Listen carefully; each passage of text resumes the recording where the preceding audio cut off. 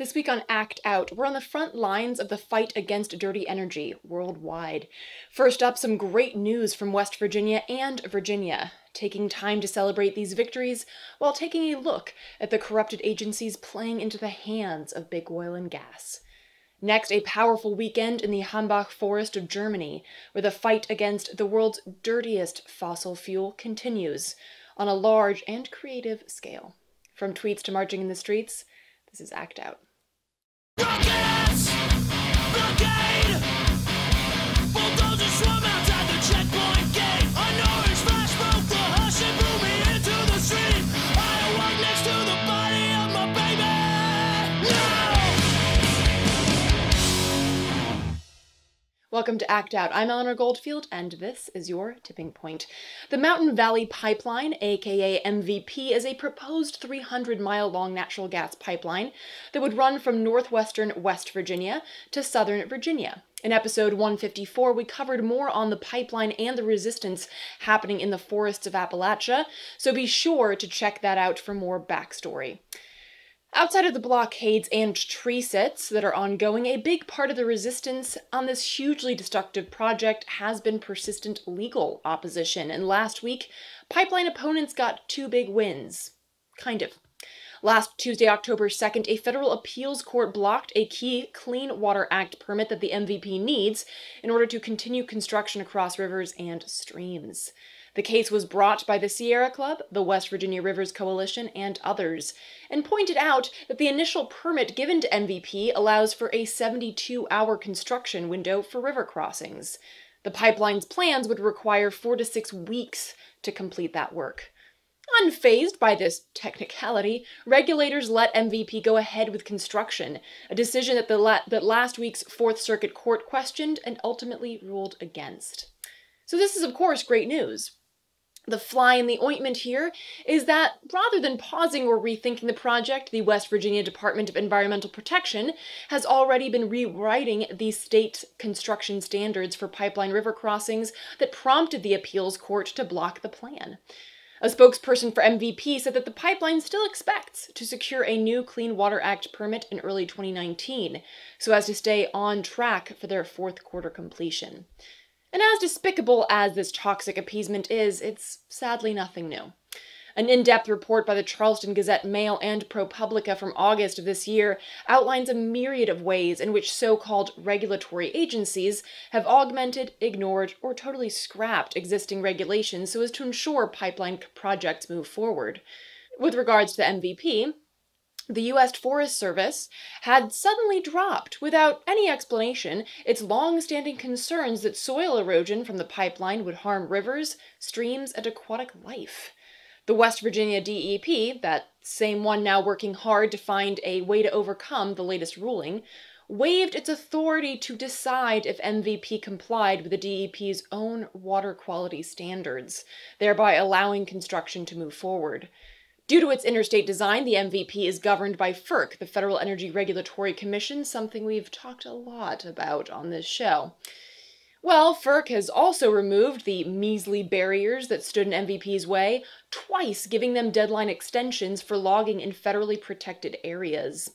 The U.S. Fish and Wildlife Service also approved the project without setting any real limits on damage to endangered species, and the National Park Service granted permission for pipeline developers to drill under the Blue Ridge Parkway without determining if doing so was consistent with the road's protection as a unit of the Park Service.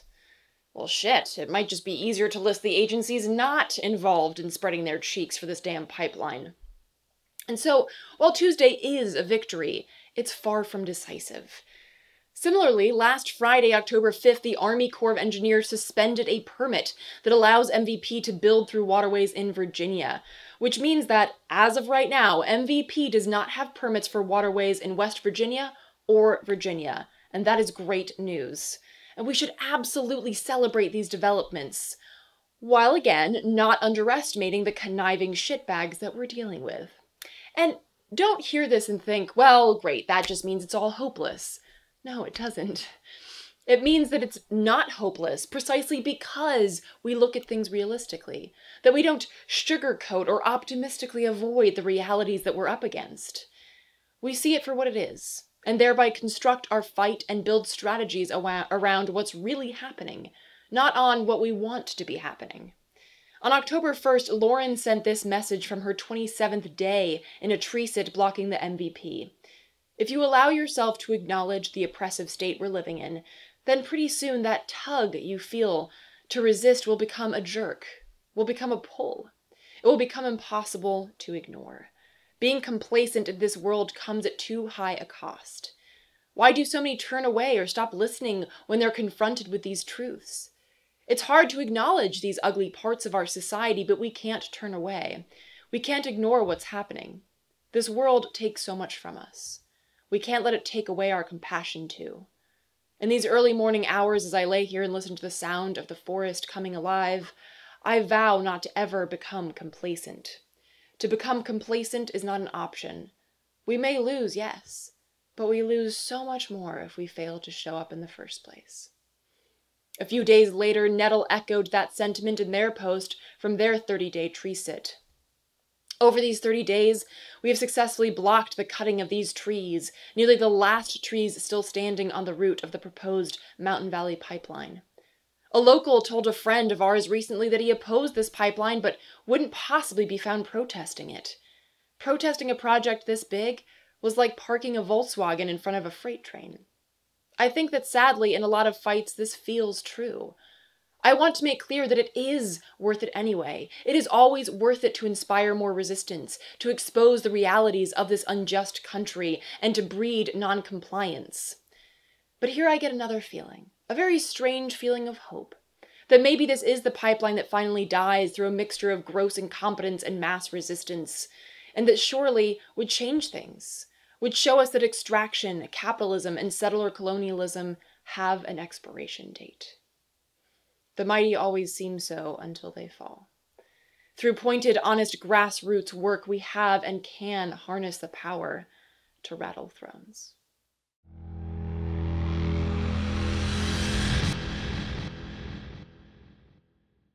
Moving on, really just geographically, we head to the Hambach Forest in western Germany.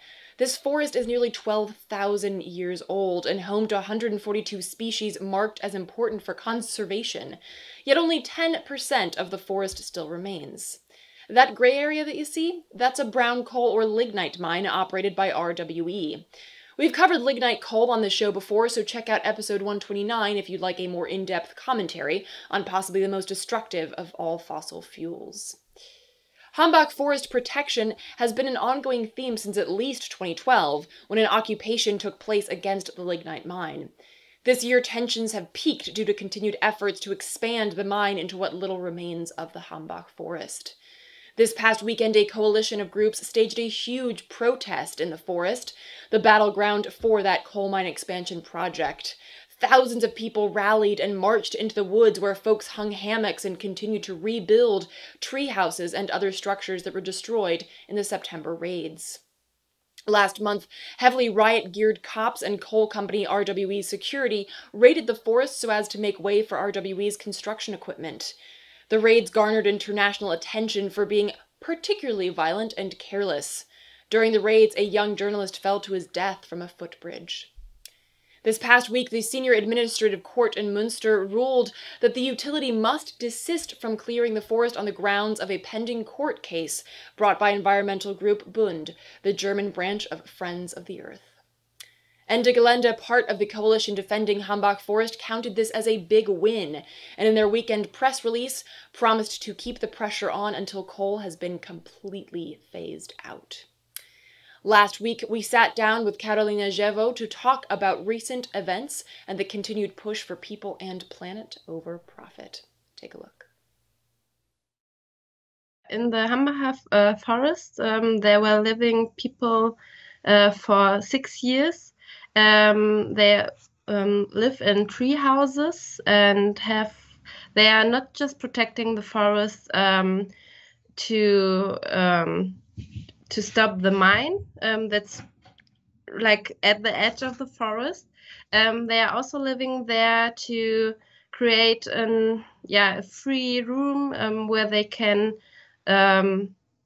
experience another kind of living together in our society. So last year, the company RWE already wanted to clear the forest to expand the mine, but due to some legal struggles, they had to postpone it.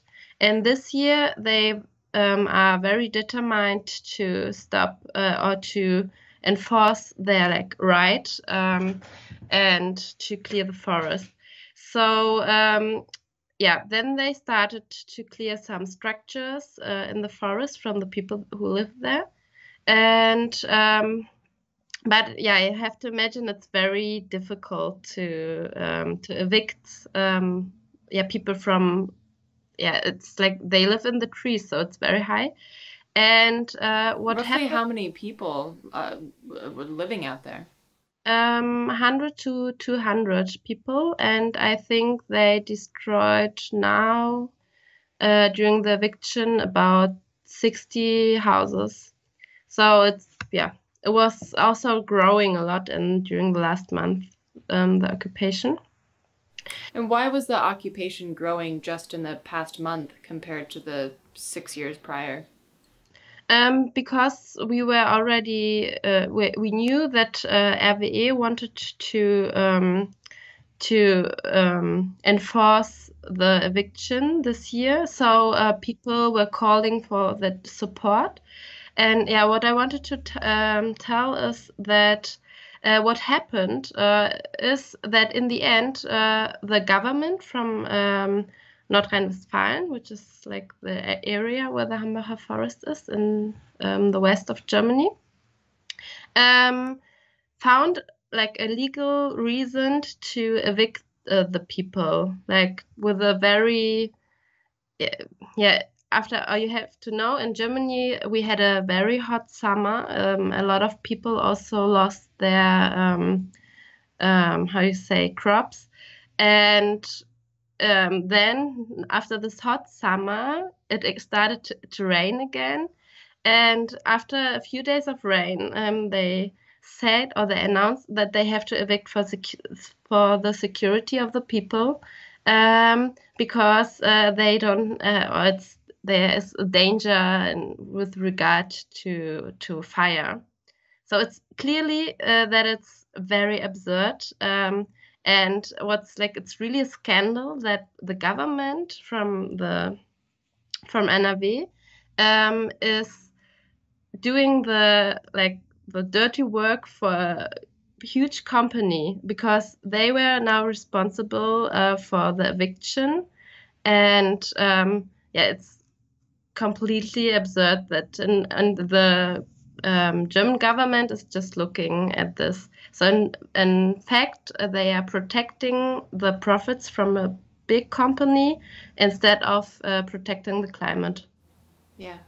And as I understand it, there was also tragic. Someone died during one of the evictions, and I was wondering, because in the United States, it's not unusual, unfortunately, to see the state and corporations be brutal together. So whether that be Standing Rock or in Louisiana or elsewhere, you see oil companies and their security working with police to enforce these rules and to be violent.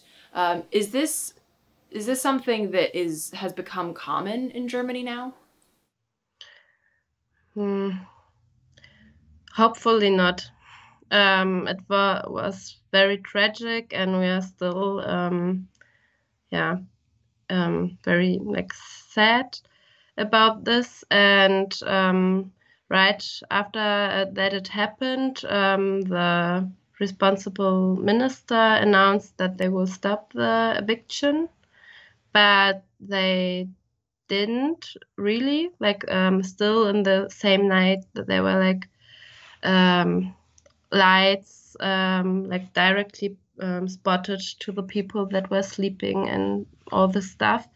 And then this Monday they started again with the eviction. And it was a real shock because someone died during the eviction. We were saying all the time that it isn't safe. It's not just destroying the forest, it's also like putting really in danger the people. And yeah, also after this death, they still continued. So, yeah, I hope that due to this in the future, it won't happen again, that the people rise up and put an end to it. But yeah, I don't know. Have you experienced other state-sponsored harassment in terms of surveillance, or have police come after other people that are involved in Ende Gelände, even people that aren't in the forest? Yeah, to make it clear, like Ende Gelände is a alliance that's doing actions of civil disobedience. So we are supporting the struggle of the Hambach Forest. So we decided to do our actions of civil disobedience now in October at the Hambach mine. Yeah, just to protect the forest. And now it came in like it was very sudden that all the eviction already started, because we were also thinking that it starts first in October, because there's a law that, yeah, in fact, it's not permitted that they cut trees before of October. And now with the eviction, they already started with it. But just to say that, yeah, so in general, the climate justice movement is facing repression, yeah, of course. And also now with the eviction, we saw like great, yeah, they started to tell, you could say fake news sometimes about the activists, just to yeah, tell the story that we're criminals, and yeah, in fact they are doing the criminal things. Are there any legal rights of the people in the forest during these evictions? Yeah, like they doing this eviction with what I taught earlier, with the explanation that they're protecting the people because of like fire and stuff. And so there should be like some regulation that you have to announce the eviction, and then they have some time and so on. But from the beginning, they started always already with the eviction very fast. And there are also videos that show that's like sometimes very, very brutal. And as I said, there are also like laws that make sure that how this procedure has to be continued, and there happen all the time mistakes that put the activists in danger, and yeah, they make it dangerous. Yeah. And having seen pictures, I mean, the cops look like they're going to war. They're not dressed. They don't look like police officers. They look like they're ready to go into some sci-fi movie and battle aliens or something. It looks ridiculous. It's crazy. It's absolutely crazy. Like the first day they started with the yeah, or actually already the first day when the first tree was cut down, then we start to mobilize against the eviction. And then when the real eviction of the tree houses started, I went to a lot of demonstrations, but I've never seen so much police just for like, yeah, for in fact so few people in such a small forest in the end. And it's like shows the dimension of the craziness. And yeah, it's really, you are in the forest and there's everywhere police, and yeah. And were you able to see the RWE's security? Were they separate, or were they also with the police? Was there a difference in how they treated people or what they were doing? In the beginning, the work was done mainly by the security company from RWE, or the RWE, like before they started with the eviction of the tree houses, and the police were there to protect them.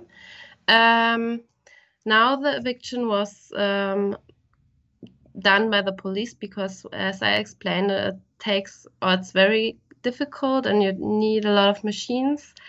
So now the main work is done by the police.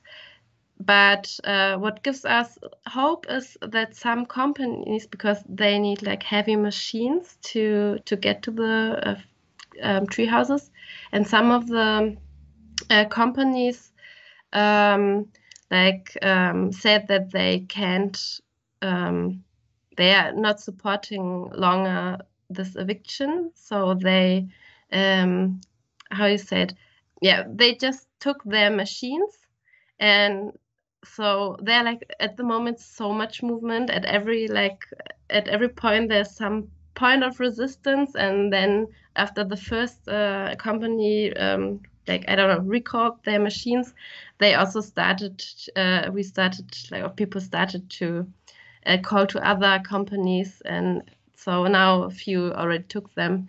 Yeah, so it's also a very slow. And yeah, they did it in a very fast time, very fast, and yeah, I think that's also one of the reasons that this tragic accident could happen. But yeah, I think it's still going on. We haven't lost. Still. Yeah. So, what are some of you mentioned calling other companies to ask them to remove their machines? What other things are you doing outside of the occupation to get this to promote your work?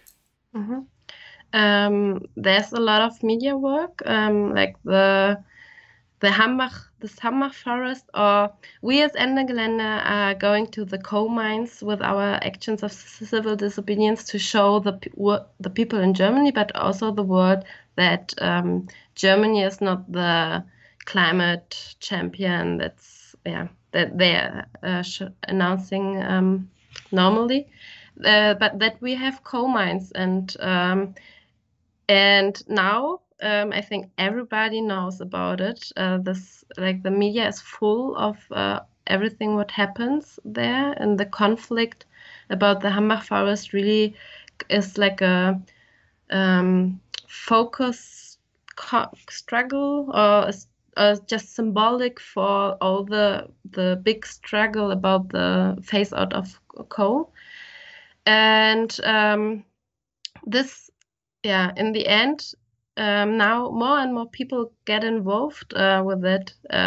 More people are getting to some little actions of for climate justice. They are doing just Sunday. There were in a lot of cities in Germany some small solidarity actions, and we are doing a lot of demonstrations around the forest. And every Sunday there is a walk through the forest that are doing some people since a long time, where they explaining people that come for the first time to the forest, that are maybe not very used to new autonomous structures, and explain how the people live there and why the importance of this forest. And the Sunday there were over 10,000 people. So it's it's incredible that people go out there, because it's not very close to the city. Just to come there and show their solidarity. And yeah. And so, have you gotten any positive responses from officials? I know you said the local government has said, oh, well, we need to evict you for your safety, but have you gotten any solidarity responses from any lawmakers? No. The German government is doing nothing. And I think it's also important for you in the US to know, we had the crucial point to decide about the coal phase out. The government didn't decide it by themselves. They started a commission that has to decide until the end of this year when and how we do the coal phase out. And in this scenario, you have to understand why the struggle about the Hambach Forest is so scandalous, because we are like really talking about the law, or the law is in the process to phase out, and then they want to still clear forest, destroy a complete forest with a coal. So that's also our demand, that the government has to take their responsibility and act, because the majority of the people in Germany wants that the forest stays and that we have a coal phase out. Yeah. What would be a good way for people to support the work that you're doing, even folks here in the United States? Small gestures of solidarity already help a lot, like videos or pictures, because we understand our struggle as a global struggle for climate justice. And it gives a lot of strength to see that people know about our conflict, and that they that they show some solidarity. And I think that's giving us strength, that we know that we are at a lot of points struggling for the same thing and knowing about this. For more on Ende Gelende's work in Hambach and elsewhere, visit endegelende.org/en. You'll want to check the spelling on that. And that will do it for this week's Dose of Dissent. Thank you so much for watching. Please spread and share this with all of your friends, foes, and people that you don't know. Again, check out that last slide in the spelling to find sites mentioned in this week's show, and for interim updates as well as posted videos, images, and articles, visit us on our social media accounts. To those who have donated, thank you so much. Please do keep spreading the word in order to ensure our ability to keep acting out. From the Devil's Den, good night and act out. And real quick, to keep independent, non-corporatized media like this show going, visit patreon.com/actout.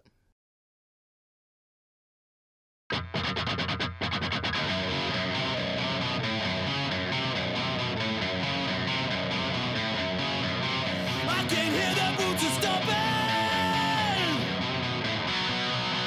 Come on, boys, let's get some rocks to throw. I can't stand to hear my father cry anymore. Time we left for nothing, motherfuckers dead in the road. We've been backing up inch by inch, we got nowhere else to go. It's been too many years since you pushed and shoved my shove. I'm not a violent